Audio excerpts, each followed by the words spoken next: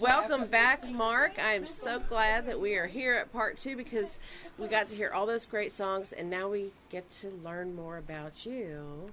Okay, cool. Okay. Cool. I was acquitted. I don't know what you heard, but I was acquitted.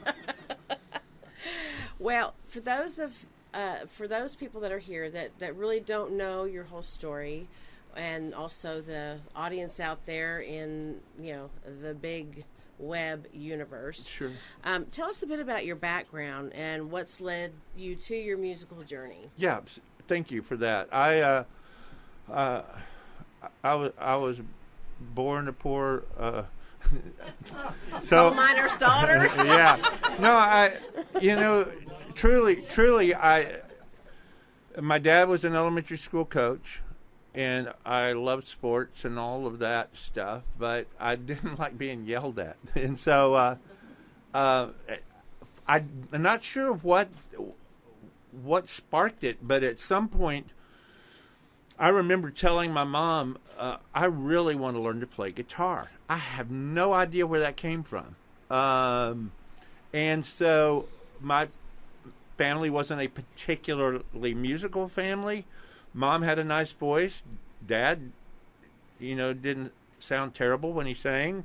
He had a bass voice, but about the age of 9, I said I want to learn to play guitar. And Mrs. Leanne Hooten and her husband Charles lived right next door, and Mom went over to see Leanne because Leanne was a piano teacher, taught out of her home, and she said, "Mark says he would like to learn to play guitar, but I think you should learn to play piano. What do you think?"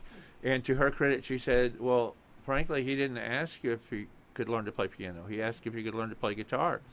And I would suggest that you get him a guitar." So they did what any parent, loving parents would do on a tight budget. They went to Montgomery Ward's and bought me a guitar. Mm-hmm. The strings were about that far off the neck, and they got me lessons with Mr. Roscoe Miller, this old man. He's probably younger than I am now. And took me in the first lesson with my little guitar, and the first thing he said was, "Ma'am, you have got to go and get this boy a real guitar. He can't play this." And so, to their credit, we went down to a guitar store, McCord's Guitar Store, down on Elm Street in Dallas, and I remember there was a big Buck Owens red, white, and blue guitar right there in the window, and I thought, that's what I want. And everybody in the store said, "No." I said, "Well, what can I get?" And I played several guitars, and I didn't know what I was doing. I didn't even play guitar. They put it in my lap, and and I ended up with a Yamaha guitar, and I still have it. And I took lessons from Mr. Roscoe Miller, and at some point, John Denver came into my sphere of musical life, and I had somebody that I could emulate. And there could have been worse people. There could have been worse people. But he had such a clean, wholesome persona.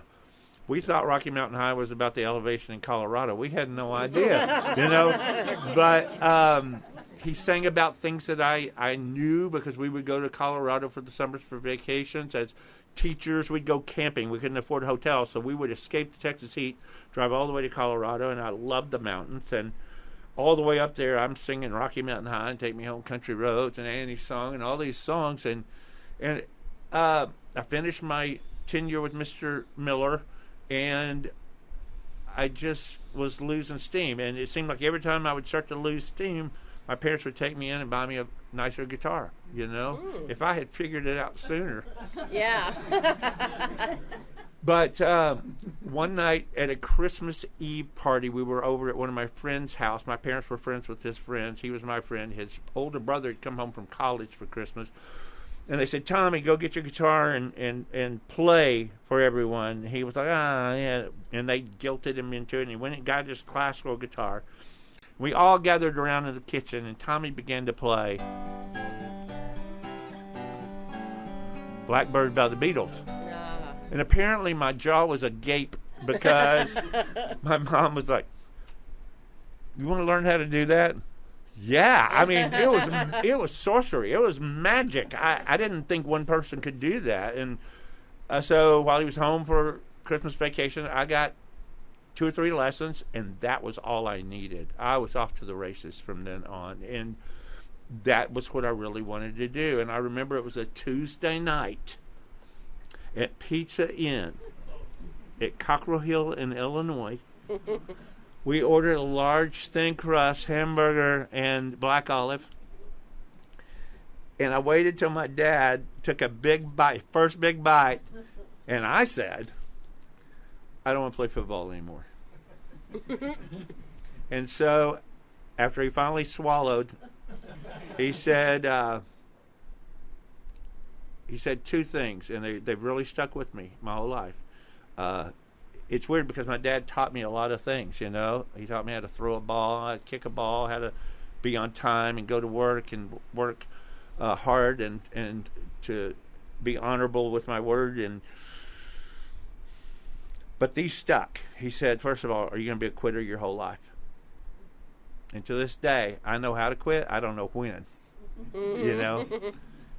And the second thing he said was, well, then what do you want to do? And I said, I want to play guitar. And he said, oh, my God. My mom and dad came to show after show after show, and they never... Mom got it. I mean, she loved it. She really loved it. Dad could not do the math. If I had been coaching and was winning games and he was watching the crowd, it would have resonated for him. But he would go to shows and he just couldn't. He didn't get it. And then they were on vacation one time somewhere in South Texas, and this will tell you how long ago it was. They were going to buy some sort of souvenir, and Dad is writing a check for it, and he gives it to the girl, and the girl goes, Gorman, are you related to the country singer Mark Gorman? He goes, that's my son. Oh, my God. You know, and then whatever they say, you know, he's great, blah, blah, blah. I love his music. I just love him. And remember my dad, when Mom told me that story, and after she told me, watching my dad, and just, he would come to shows and he would watch the crowd. And then he would watch me, and then we would watch the crowd.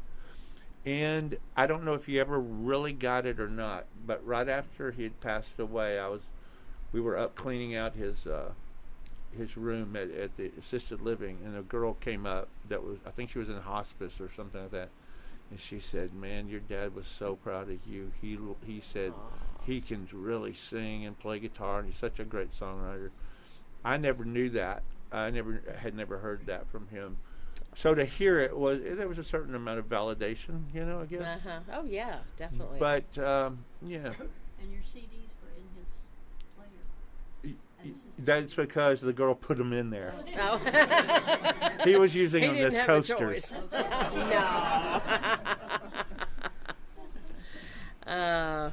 Well, I think that for the most part, a lot of times our parents really, especially if they have visions of what they think you are going to do later on in your life and be successful, make lots of money, blah, blah, blah, you know. Mm-hmm. So when you come back and say... You can imagine how big a disappointment I was then. No, it's not a disappointment. They can't fathom why you would want to go down that road, which kind of leads me to my next question for you, and that is, if a young singer-songwriter approached you and asked for advice regarding being this being a career for them, yeah, what advice would you give them? My advice is, if you can do anything else, do something else. It's such a hard road, and there are so many pitfalls. It's incredibly dangerous what we do, and it's dangerous because you're on the road. Mm-hmm. Up and down the highways all the time. Right. It's dangerous because if you're not super grounded, you go into a room like this where everyone is feeding your ego and giving you adulation, and the show is over and the guitars are packed away and you're alone in your truck or on a bus or whatever it is, and it's quiet, and the demons begin to come out and start to wreck you. Because most of us, strangely, and Kelly and I are definitely this, and even a lot of our close friends struggle to understand this. But Kelly and I are extreme introverts, and they go, no, there's no way you get up there and can do that. It's not about that. What it's about is how you recharge your batteries, And to get to our home, there are 2 gates you got to go through. Mm-hmm. And there are cameras everywhere because people are stupid sometimes. Not you people. Y'all are great. But, and Kelly can tell you when she moved in at the ranch, it's just, you got to watch yourself. And there's nowhere where we can go. And we can't, when we leave the ranch and I see that Waxahachie gate closing behind us, mm-hmm. we're on stage. Mm. So if we need to have a serious moment that couples have, and this is theoretical because we never do, but when we need to have that, we cannot have that in public ever. And it doesn't matter what kind of day we're having. It doesn't matter what we're going through. All you need is to have one person come up and feel slighted. And that's the story that will get around and will be told over and over, not just by them, but their friends will spread it. And people love to hear bad things more than they love to hear good things. Isn't that sad? But even more so than that, Kelly and I really, really, really, I said it 3 times because I really, really, really mean it. What we say in public is bigger than us, and our heart and what we're trying to be faithful to is not about singing songs or stuff like that. It's about, we know we're going into places where people are hurting, and if we can help them, if we have a message that can help move them forward in life, that is the goal. And all you need is one bad day to completely ruin that going forward, right? That really wasn't your question, but to answer your question, if you can do something else, it's so dangerous. I would encourage you to. The thing is, most of us can't, and most of them are introverts too. Believe it or not, most of them. Occasionally, you get an extrovert, can't stand to be around them, cannot stand to be around. But there's a lot of mighty fine songwriters, but it is scratching and clawing and trying to get to the top. And in Texas music, there are a lot of guys that will turn around and give you a hand and pull you up. Right. And because people did that for me, I'm happy to do that for other people too, because it was such a huge blessing. Oh yeah. You know what I'm saying? Absolutely. And so the whole thing is there's always a new song you got to write. There's always a new place to go play. There's always some weird situation of somebody being inappropriate. There's always things, and what we do, you can't even look like there's any hint of any of that. It's like being a teacher, really. I mean, you know what I'm talking about. You teachers, I mean, you got to be so above. And there are times when we're the only thing that kid is hanging on by a thread, and he doesn't have a family at home, and we're mom and dad, really, and we go, I'm risking it, but that kid's worth it. Right. And that's, I think Kelly and I feel that way. I think we do, and we talk a lot about that. I mean, we're 2 heartbeats, 1 brain. I mean, we really are. We love each other so much, and we like each other so much. And so when we get in the car after a show, we go through the whole show. This worked. This didn't work. You started saying this, but you forgot to say this, or whatever. and all of that is to try and bring a better experience for people that are going to work and doing a job they hate, and taking their money out of their pocket and paying to come sit in the chair. Right.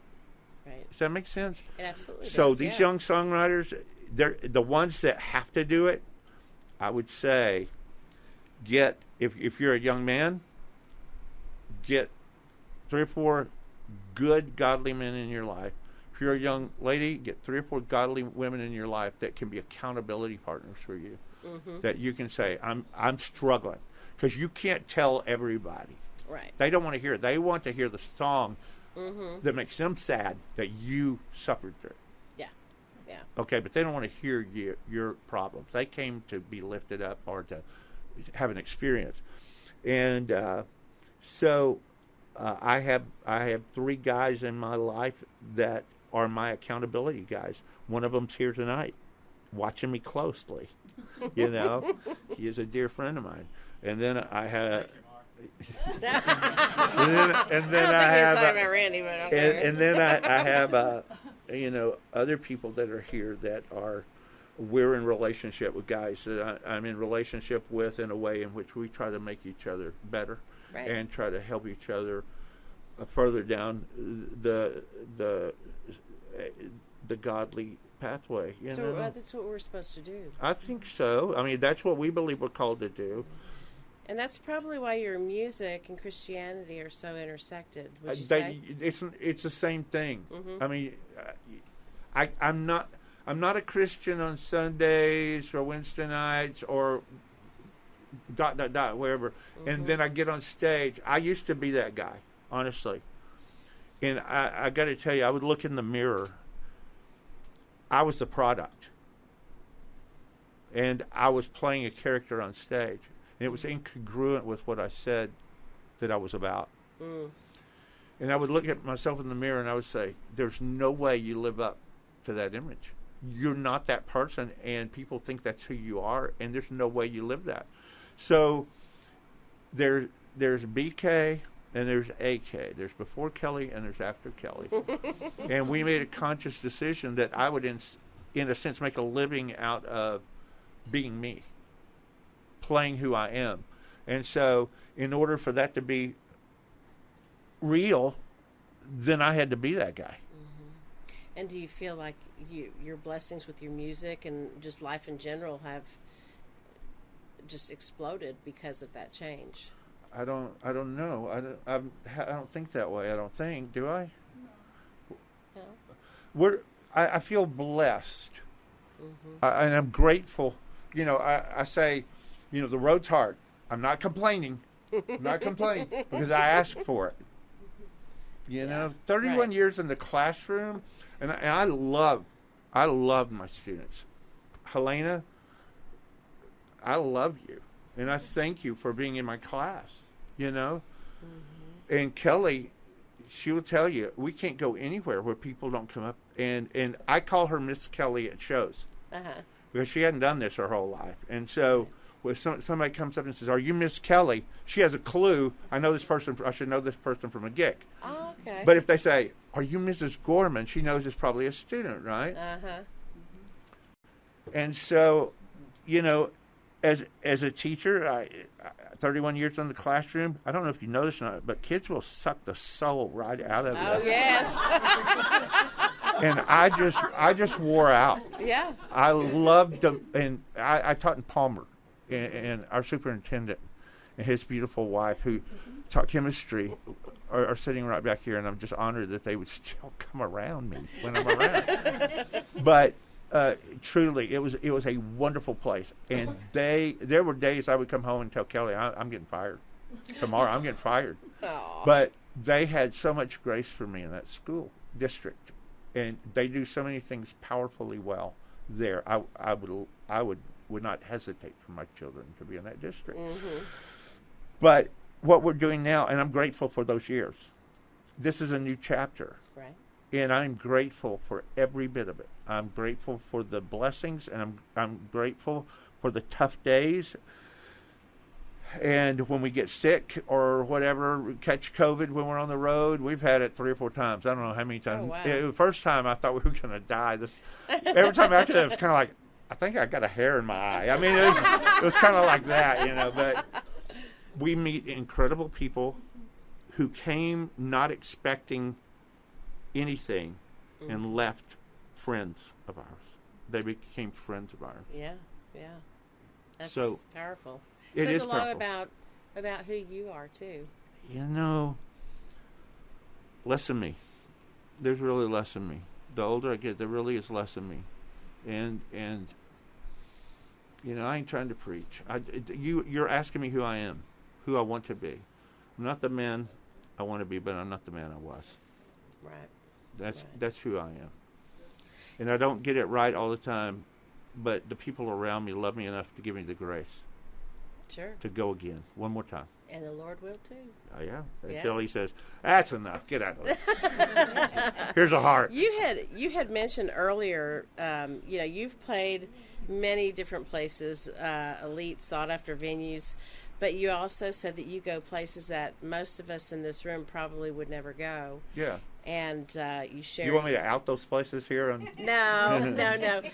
Share your music and message. Tell us about some of the experiences. Sure. So I played Green Hall to Bass Hall. Mm-hmm. And those two venues will ruin you from wanting to play smoky, crummy dives, But we play those too. Yeah. And Kelly and I have heard ad nauseum that, well, if you're a Christian, why would you go into places like that? Why would you dare? Don't you think that's going to ruin your witness? And we were in a church one time, and the preacher looked at me and pointed and said, if you're in a bar or a honky tonk, you better be called to be there. And I said, amen. And he said, you are known by the company you keep. Mm-hmm. He meant that as a, it wasn't a compliment. No.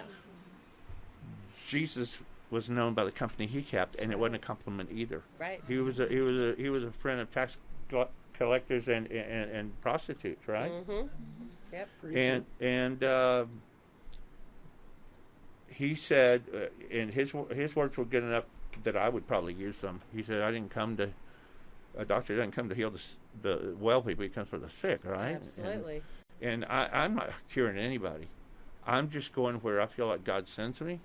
I'm trying to be salt and light in whatever room I'm in, whether it's Guitar Center or whether it is in a honky-tonk someplace.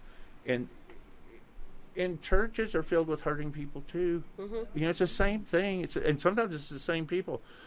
And you never know what somebody else is going through. You absolutely never know what somebody else is going through. And you may be the last stop. Mm-hmm. They might be hanging by some sort of thread. And they're just like, I'm going to go have a couple of beers and go home and not be here tomorrow. Right. Mm-hmm. But God.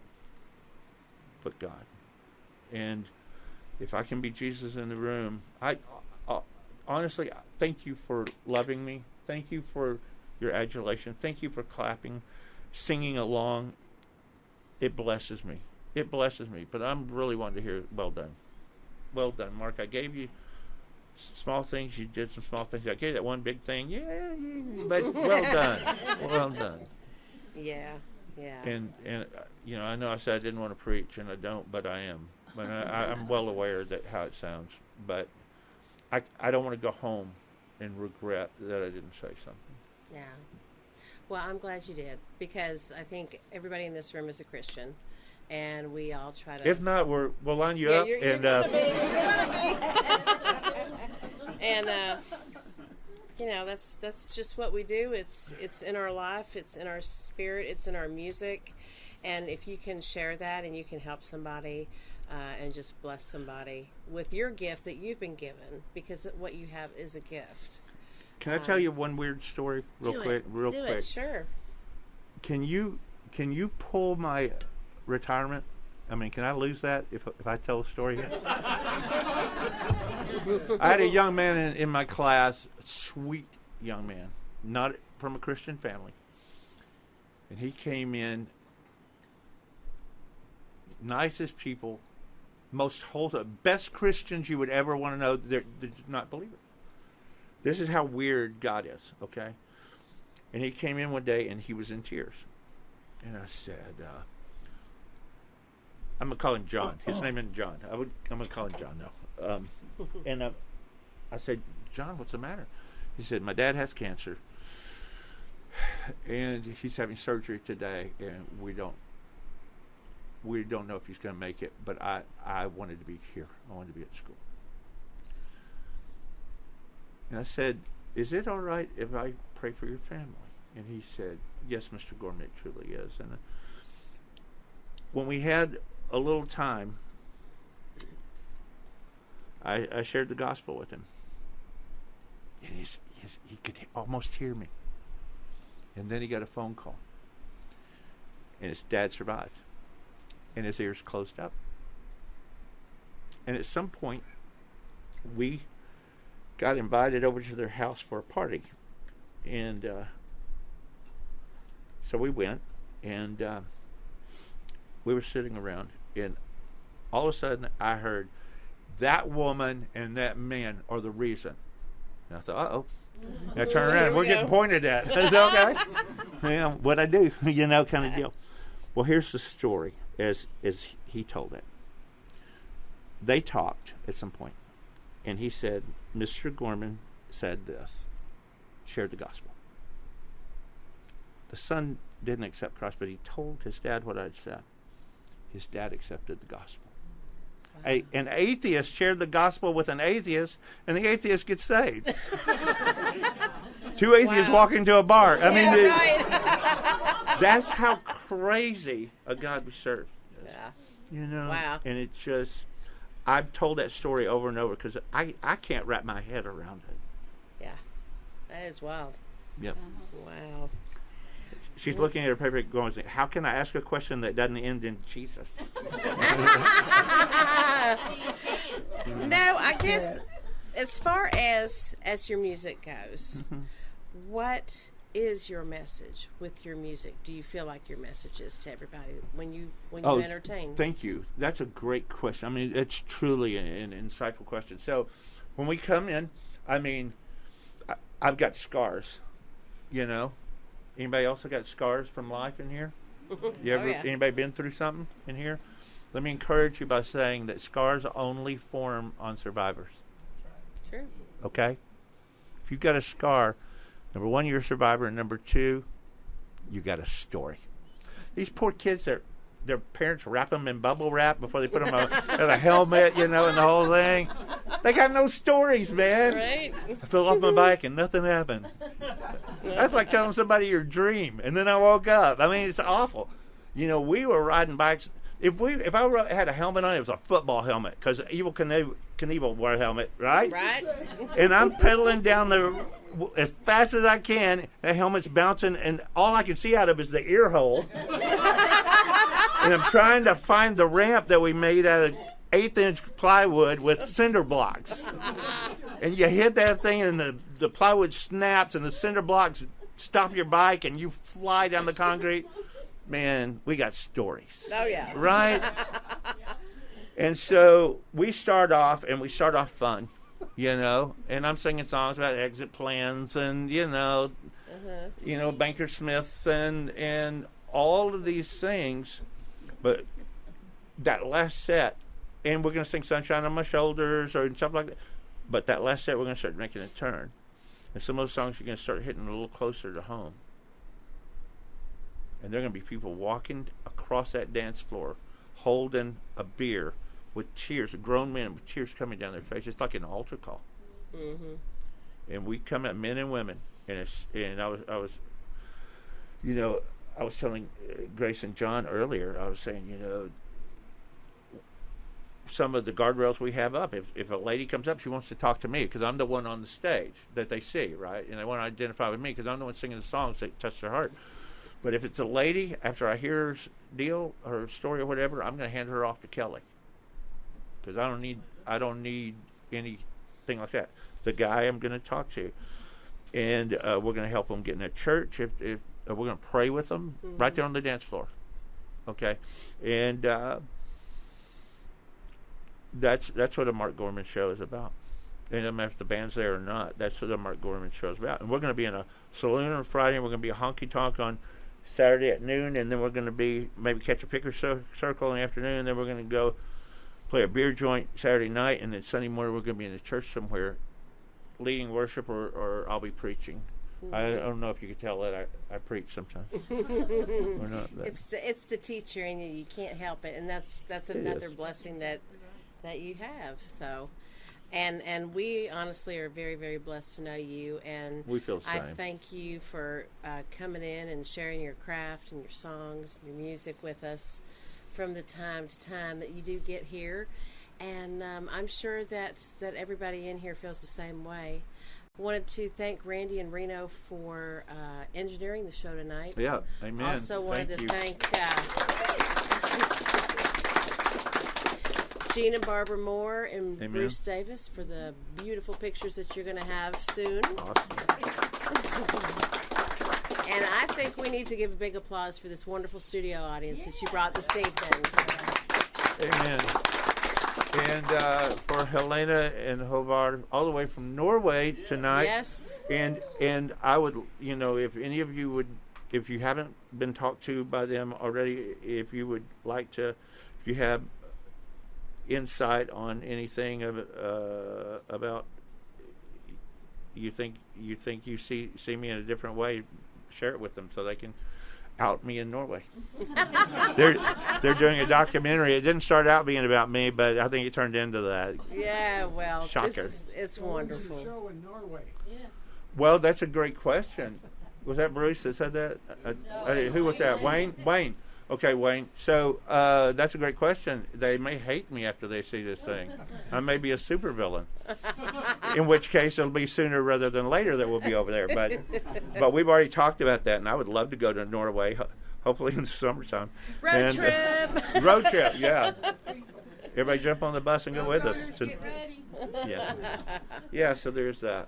But please talk to Helena and Håvard and tell them whatever you'd like to tell them. What is it that they think about Americans in Norway?